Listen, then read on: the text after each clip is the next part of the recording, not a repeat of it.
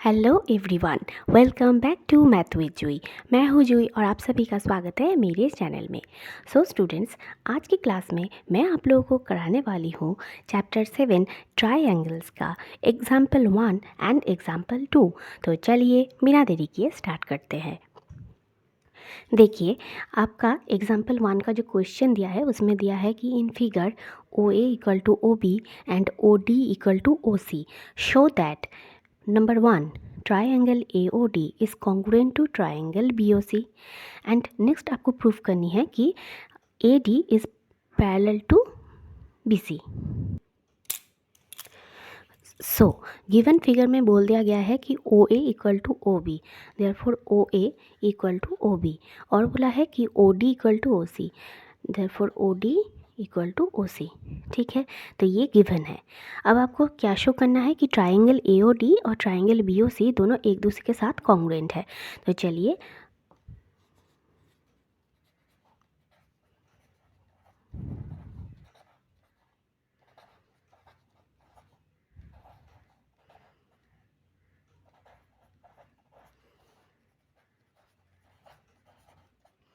So, from triangle AOD and triangle BOC, we get OA equal to OB, which is given, right? Next है OC equal to OD, which is also given. Fine.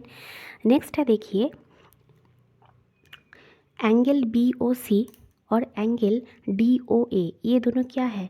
ये दोनों angle जो है ये vertically opposite angle है, और हम लोग को पता है कि वर्टिकली ऑपोजिट एंगल क्या होता है, एक दूसरे के साथ इक्वल होता है। ठीक है, तो therefore angle BOC is equal to angle DOA।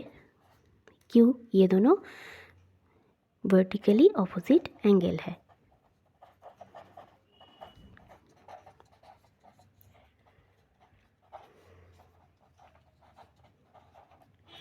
सो यहाँ पर हम लोग को क्या मिला है कि दो साइड इक्वल है, एक एंगल इक्वल है। तो हम लोग को SAS rule, side angle side, ये वाला जो हम लोग को रूल पता है कि जिसके वजह से कॉन्ग्रुएंट ट्राइंगल होता है, ये यहाँ पर फॉलो कर रहा है। ठीक है, तो due to side angle side, side angle side, ये क्योंकि फॉलो कर रहा है SAS रूल ऑफ कॉन्ग्रुएंसी, क्योंकि फॉलो कर रहा है, तो हम क्या बोल सकते हैं कि triangle BOC is congruent to triangle DOA। Okay, therefore due to SAS rule of congruency,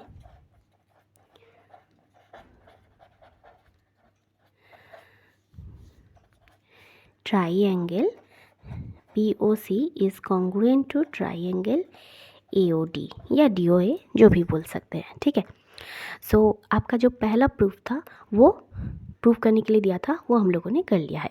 ठीक है, अब देखिए, जब कॉन्ग्रुएंट दोनों ट्राइंगल जब कॉन्ग्रुएंट होता है तब क्या होता है? CPCT, corresponding parts of the congruent triangles are also equal, ये हम लोग को पता है। ठीक है, तो देखो यहाँ पर क्या हम लोग को ऑलरेडी पता है कि OB और OA इक्वल है, OC और OD इक्वल है, तो फिर और ये दोनों एंगल इक्वल है। अब क्योंकि CPCT, क्योंकि ये दोनों ट्राइंगल कॉन्ग्रुएंट है, तो इसका मतलब क्या होगा कि जो कॉरस्पॉन्डिंग पार्ट्स है इन दोनों कॉन्ग्रुएंट ट्राइंगल्स का, वो भी इक्वल होगा। तो यही से हम लोगों को क्या मिलेगा कि BC और AD ये दोनों भी इक्वल होगा। ठीक है, तो चलो लिख लेते हैं।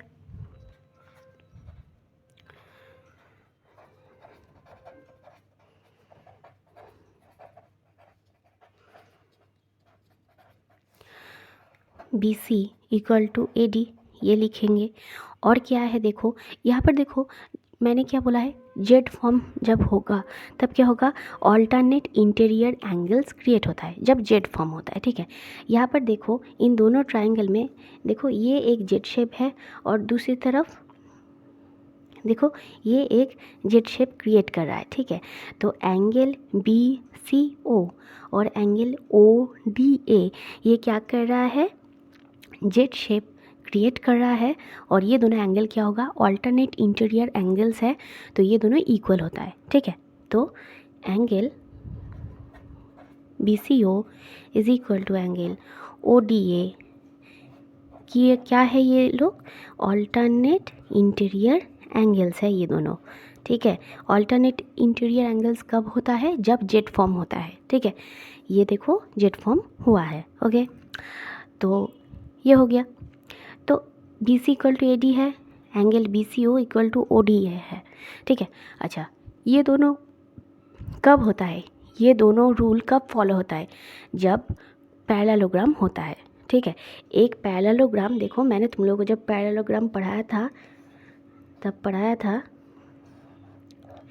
कि पैरेललोग्राम के केस में मान लो कि ये मेरा पैरेललोग्राम है ABCD, तो पैरेललोग्राम के केस में क्या होता है कि AB पैरेलल टू DC होता है, ठीक है।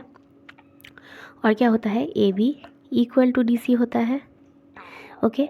और क्या होता है, देखो यहाँ पर भी जेड फॉर्म कर रहा है, इनको मिलाओ तो देखो जेड फॉर्म कर रहा है, तो angle CDB equal to angle DBA होता है, ठीक है।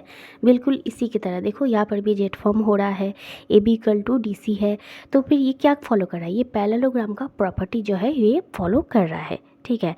तो इसका मतलब क्या है, इसका मतलब मैं बोल सकती हूँ कि therefore AD is parallel to BC, ठीक है, क्योंकि ये दोनों पैरेललोग्राम का प्रॉपर्टी है, ये दोनों फॉलो कर रहा है, इसलिए मैं बोल सकती हूँ कि AD is parallel to BC। So therefore AD is parallel to BC as it follows the property of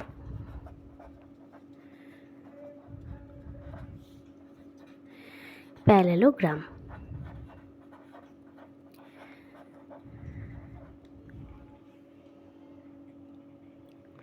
so class, उम्मीद है कि एग्जाम्पल 1 आप लोगों को अच्छे से समझ में आ गया है। चलिए बढ़ते हैं नेक्स्ट क्वेश्चन की ओर, एग्जाम्पल 2। अब देखिए एग्जाम्पल 2 में आप लोगों को दिया है AB is a line segment and line L is its perpendicular bisector. If a point P lies on L, show that P is equidistant from A and B, ठीक है। तो पहले क्वेश्चन जो है इसको हम लोग अच्छे से समझ लेते हैं।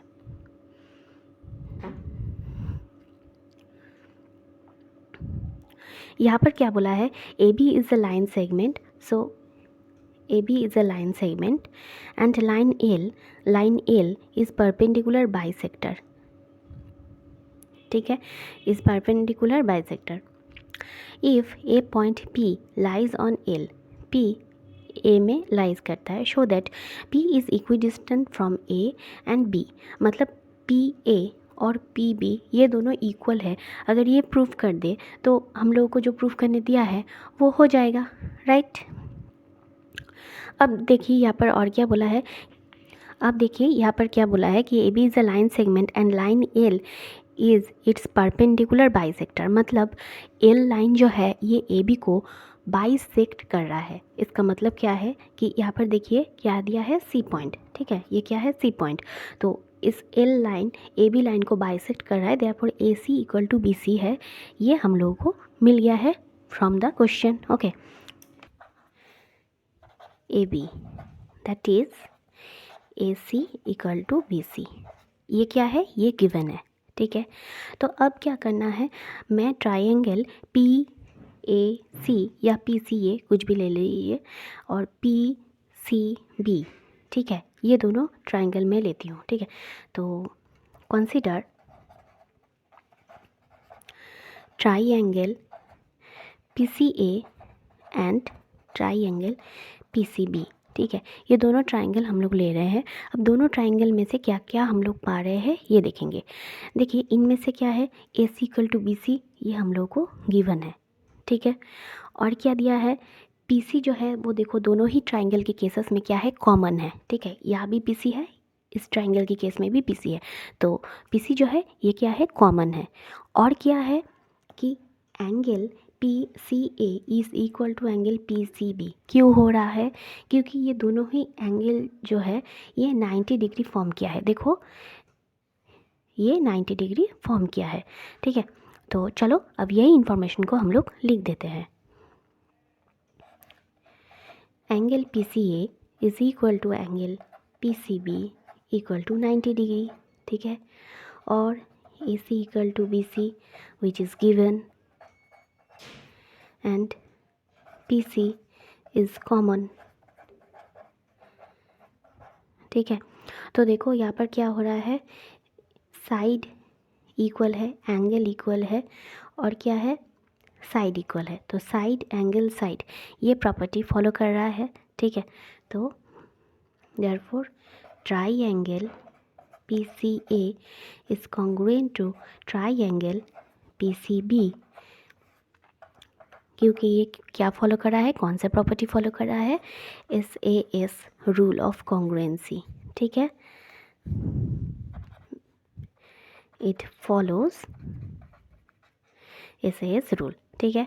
तो अब क्योंकि दोनों ट्राइंगल कॉन्ग्रुएंट है, तो due to CPCT corresponding parts of the congruent triangles are also equal, we know that. So यहाँ पर हम लोग लिख सकते हैं कि ड्यू टू CPCT क्या होगा, बाकी के जो रिमेनिंग पार्ट्स है वो भी इक्वल होगा, ओके।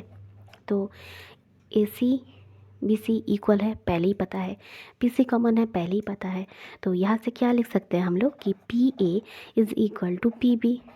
अब देखो, अगर PA इक्वल टू PB है मतलब क्या है कि P पॉइंट जो है वो A से जितना डिस्टेंट में है B से भी उतनी ही डिस्टेंट में है, राइट। और यही तो आप लोगों को प्रूफ करने के लिए दिया था कि show that P is equi distant from A and B, ठीक है। सो we can say that P is equidistant from A and B, okay. तो चलिए अब एक हम लोग क्विक रिवीजन कर लेते हैं। जितने भी हम लोग यहाँ पर मैथ्स करेंगे ये ट्राइंगल का कॉन्ग्रुएंसी रूल को फॉलो करके हम लोग पढ़ेंगे। कॉन्ग्रुएंसी रूल में क्या होता है, अगर दो ट्राइंगल का दो साइड एक एंगल इक्वल हो तो भी दो ट्राइंगल कॉन्ग्रुएंट होगा, अगर दो एंगल एक साइड इक्वल हो तो भी कॉन्ग्रुएंट होगा, अगर तीनों साइड इक्वल हो तो भी दो ट्राइंगल क्या होगा, कॉन्ग्रुएंट होगा, ठीक है। सो आपको इन्हीं जो कॉन्ग्रुएंसी का जो रूल्स है इसी को आपको हमेशा याद रखकर इन टाइप के मैथ को करना है, ठीक है। मैंने अपने क्लास में प्रीवियस क्लास में मैंने कॉन्ग्रुएंसी ट्राइंगल्स का कॉन्ग्रुएंसी प्रॉपर्टी का अच्छे से एक्सप्लेन कर दिया है। आप लोग मेरी वो वाली वीडियो भी ज़रूर चेकआउट कर लीजिए ताकि आप लोगों को जो टॉपिक है ये समझने में आसानी रहे। पहले केसेस में क्या हम लोगों को मिला है कि दोनों साइड इक्वल और एक एंगल इक्वल हो जा रहा है।